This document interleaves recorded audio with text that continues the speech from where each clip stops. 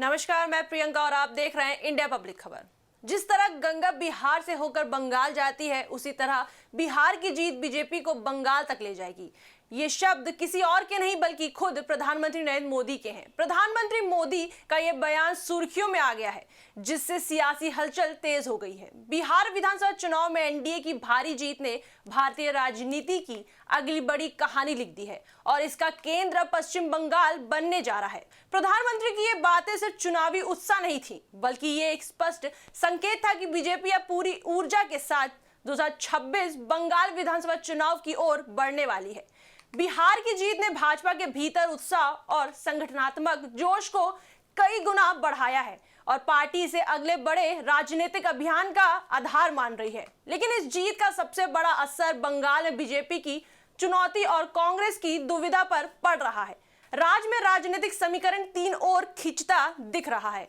BJP का तेज उभार, TMC का स्थायी दबदबा और कांग्रेस का लगातार सिकुड़ता जनाधार। वही बात करें बिहार में कांग्रेस की स्थिति की, तो इस चुनाव में वो बेहद कमजोर रही। पार्टी सिर्फ 6 सीटों पर सिमट गई। ये परिणाम उसके राष्ट्रीय आत्मविश्वास पर भी असर डालता है। ऐसे में बंगाल में उसका प्रदर्शन पहले से अधिक महत्वपूर्ण होने वाला है, लेकिन वहां हालात और भी जटिल है।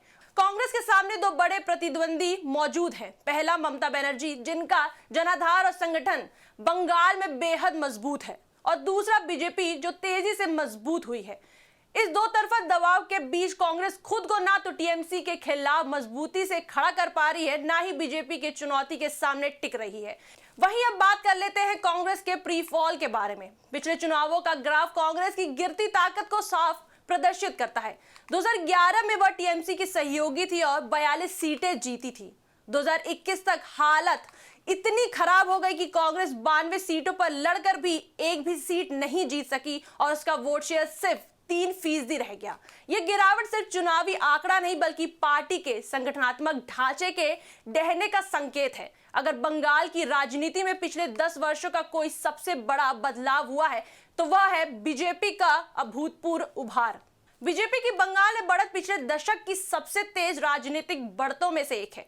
2016 में उसके पास सिर्फ 3 सीटें थी। 2019 लोकसभा चुनाव में बीजेपी ने 18 सीटें जीतकर सबको चौंका दिया। 2021 विधानसभा में वह सीधे मुख्य विपक्षी बन गई, 77 सीटें और 38% वोट शेयर के साथ। ये बढ़त सिर्फ संख्याओं की नहीं, बल्कि यह दिखाती है कि बीजेपी अब बंगाल में स्थायी शक्ति बन चुकी है। और अब बिहार की जीत ने पार्टी के भीतर बंगाल अभियान के लिए नया उत्साह भर दिया है। कांग्रेस की दुविधा बढ़ाने वाला सबसे बड़ा फैक्टर है ममता बनर्जी का साफ साफ दिया गया संदेश। टीएमसी बंगाल में किसी के साथ गठबंधन नहीं करेगी।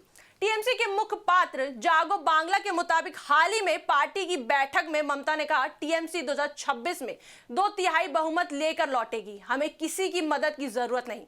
यानी कांग्रेस को ना तो सम्मानजनक सीटें मिलेगी, ना चुनावी सहयोग की उम्मीद है। इससे विपक्षी वोट और बिखरेंगे और इसका असर पूरा 2026 की राजनीति पर पड़ेगा। इस समय कांग्रेस एक ऐसे मोड़ पर खड़ी है जहां उसका लक्ष्य जीत नहीं बल्कि अस्तित्व बचाना है। 2026 में उसके सामने 3 संभावित लक्ष्य हैं। पहला, कुछ सीटें बचा ले। दूसरा, वोट शेयर बढ़ा ले। तीसरा, सिर्फ उपस्थिति बनाए रखे ताकि भविष्य में गठबंधन की संभावना रहे। लेकिन समस्या यही है कि टीएमसी गठबंधन नहीं चाहती और बीजेपी तेजी से बढ़ रही है। कांग्रेस के पास ना तो मजबूत चेहरा है, ना संगठित कार्यकर्ता आधार। ऐसे में उसके लिए 2026 सिर्फ चुनाव नहीं बल्कि उसका राजनीतिक भविष्य तय करने वाला मोमेंट होगा।